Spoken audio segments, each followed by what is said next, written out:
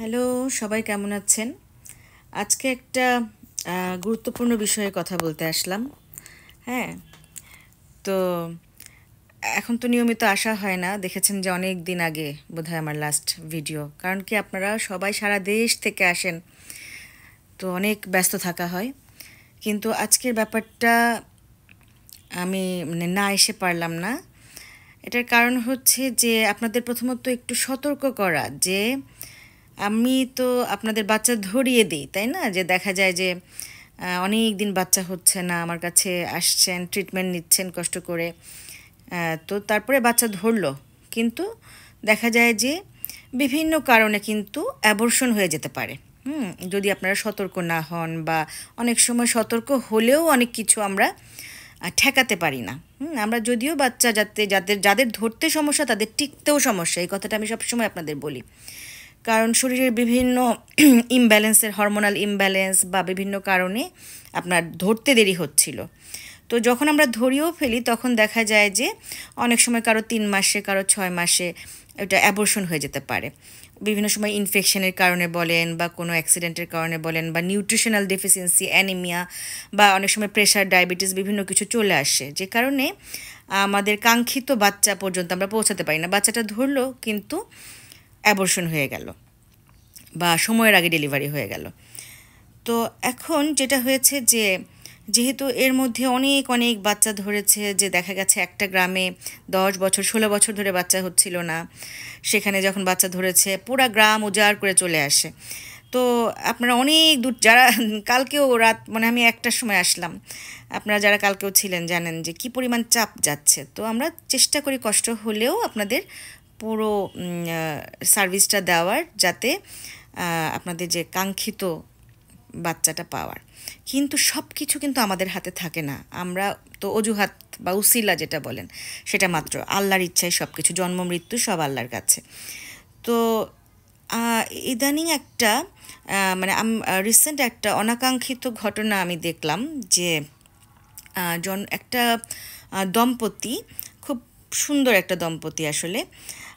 ওরা মানে তাদের আগে একটা 10 বছরের বাচ্চা ছিল মেবি, তখন অনেক দিন থেকে বাচ্চা হচ্ছিল না। তো আমার কাছে আসার পরে তো আমি সব কিছু পরীক্ষা নিরীক্ষা করে দেখলাম বেশ কিছু জটিলতা আছে, সেগুলো সমাধান করে আমরা যেটা প্রোটোকল দেই, যে ডিম বড় করা, দেখলাম ডিমের রিজার্ভও, যেহেতু এত বছর প্রায় বোধহয় 10 বছরের একটা গ্যাপ হচ্ছিল না। তো আমি তাদেরকে কিছু ইনজেকশনস দিই। প্রথমবার দেখলাম যে ইনজেকশনের রেসপন্স করলো না। হ্যাঁ, তারপর আমরা কিছু ইনজেকশনস বাড়িয়ে দিলাম, তখন দ্বিতীয় মাসেই কনসিভ করলো। কিন্তু কনসিভ করার পরে আল্ট্রাসাউন্ড করতে গিয়ে দেখলাম যে 4টা বাচ্চা। ঠিক আছে, তো 4টা বাচ্চা যখন, তখন তো খুব আর্লি স্টেজ। তো এখন এরকম যখন বেশি বাচ্চা আসে, আমরা তখন তো মাত্র একদম ছোট, ওরকম হলে আমরা দেখা যায় যে একটা দুইটা কমিয়ে দিই। হ্যাঁ, যে তখনও তো একদম ছোটো, এটা কিছুই ওভাবে আসেনি। তো এরকম যে যখন 4টা দেখলাম আমি, তখন আমি বললাম এরকম তো একটা দুইটা কমিয়ে দিলে ভালো হবে, তাহলে সেফ থাকা যাবে, নাহলে তো অ্যাবর্শনের সম্ভাবনাটা বেশি থাকে। তো বললাম যে ঠিক আছে, তাহলে পরের মাসে আগে একটু দেখে নিই কোনটা ভালো আসে, সেটা বাদে একটা দুইটা আমরা কমিয়ে ফেলবো। তো পরের মাসে তারা এসে বলে যে না ম্যাডাম, আমরা রাখতে চাই, দেখা যাক আল্লাহ যা রাখে কপালে। আমি দেখেছি যে 4টা বাচ্চাও তো মানুষের হয়। হ্যাঁ, এটা ঠিক, 4টা বাচ্চা মানুষের হয়েছে। সো আমরা সেটা অবজার্ভ করতে থাকলাম আর কি। তো সে ফলো আপেই ছিল। তো এখন হচ্ছে যে 6 মাসে, এখন সময়ের আগে আমি আমি এর মধ্যে 7 দিনের জন্য দেশের বাইরে ছিলাম। তো এর মধ্যে তার সময়ের আগে 6 মাসের সময় পানি ভেঙে গেল, রক্ত পানি ভেঙে গেল। তো এর সে হচ্ছে যে আহ, যদি সময়ের আগে পানি ভেঙে যায়, মানুষ লেবারে যদি চলে যায়, আমরা কিন্তু কিছু করার থাকে না, কোনো ডাক্তারই কিছু করতে পারবে না। আমরা কিছু মেডিসিন দেই যে যদি ঠেকানো যায়, কিন্তু না যেটা পড়ার সেটা পড়েই যাবে।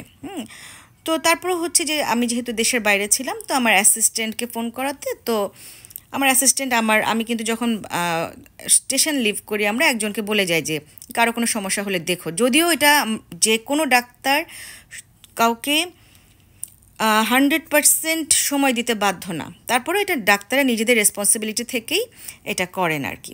যেমন কারো যদি বাচ্চা ধরে, আমার তো সারা দেশ থেকে রোগীরা আসছে, তো যার বাচ্চা ধরার পরে কিন্তু দেখা যায় যে সে বাসার কাছে কোথাও ডেলিভারি করাচ্ছে বা সেখানে ফলো আপে থাকছে। আমি তাকে বলতে পারি না যে আপনি কেন ওখানে দেখাচ্ছেন, আমার এখানে আসেননি কেন, ওইটা তার চয়েস। তো ডাক্তারও কিন্তু আমি বাচ্চা ধরিয়ে দিয়েছি বলে আমি আপনার ডেলিভারি করতেই হবে আমাকে, আমরা সেভাবে বাধ্য না। কিন্তু তারপরও আমরা আমাদের রেসপন্সিবিলিটি থেকে সবসময় কাউকে রাখি। তো আমরা হচ্ছে যে আমি যখন ছিলাম না, তো আমার অ্যাসিস্ট্যান্ট বলে যে আমার রিডিং পার্টনার, আমরা একসাথে পাশ করেছি বন্ধাত্বের, তো যে তাকে দেখাতে পারেন, ম্যাডাম তার কথা বলে গেছে। তো সে বলে যে না, তাকে দেখাবে না। তো যে আমি যে হাসপাতালে বসি তারা সেই হাসপাতালে যায়, হাসপাতালের ইমার্জেন্সি থেকে আমাকে ফোন করা হয়। তো আমি বলি যে এখানে এই ডাক্তার, আরেকজন ডাক্তার আছে, যে বলি ঠিক আছে তাকে অ্যাটেন্ড করতে বলেন।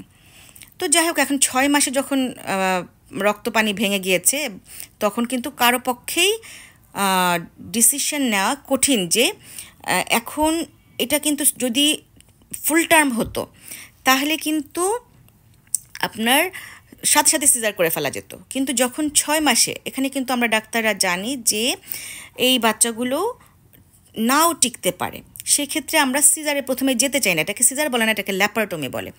যে তার যাতে মা যদি এমনি বের হয়ে যায় তাহলে বাচ্চার জন্য মার পেট কাটা লাগছে না। সো আমরা একটু ওয়েট করি।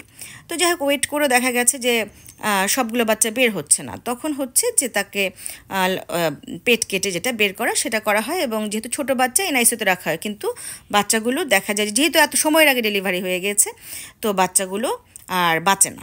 তো এটা আসলে অ্যাবর্শন। এখন যখন আমরা ফার্টিলিটি ট্রিটমেন্টে যাদের বাচ্চা হয় না, দেখবেন যে বাচ্চা ধরানোর পরেও কারো কারো এরকম অ্যাবর্শন হয়ে যায়, কারো আগে হয় কারো পরে হয়। তো অসুবিধা নেই, যখন এটা তো একটা ট্রিটমেন্ট, যখন হচ্ছে যে যদি এরকম হয়ে যায় আমরা তাকে 3 মাস 4 মাস একটু রেস্ট নেওয়াই, তারপরে আবার আমরা আমি যদি একবার ধরাতে পারি আমি 5 বার ধরাতে পারবো, গাছ থাকলে ফল হবেই।